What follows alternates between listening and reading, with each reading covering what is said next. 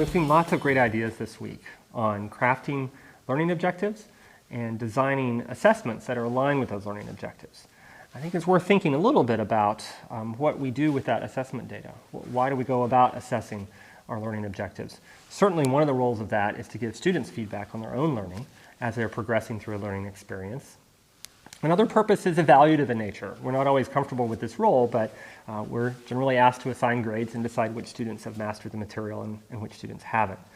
A third really important use of assessment data is so that we can improve our own teaching over time by basing our teaching choices on data that we collect ourselves. That's the idea behind teaching as research, one of the Cirtle Network's core ideas.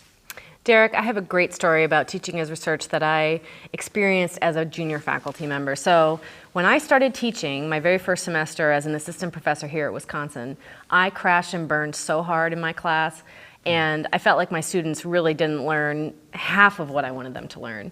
And I sought help and went and took a course that is basically was the seed of some of our Cirtle courses that we have now. It was on instructional materials design.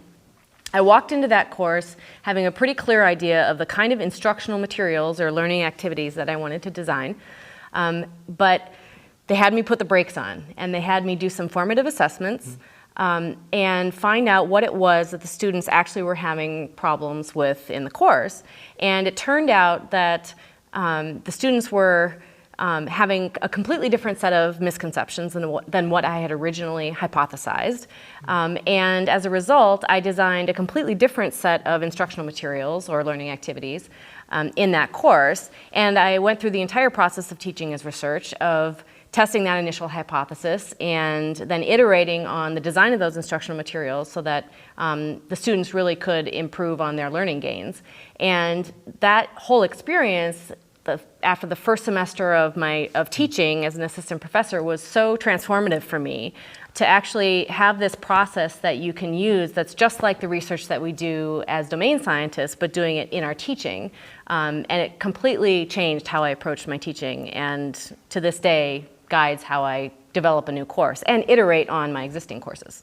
That's fantastic, Trina. It's such a great experience, and it's one of the reasons that we're putting together this course, is so that more early career instructors, graduate students, junior faculty can have a chance to learn about some of these techniques and practices so that they can incorporate them in their own teaching.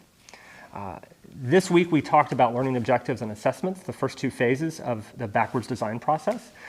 Next week we'll jump into that third phase, designing learning activities. I think it'll be a lot of fun, and I look forward to interacting with you then.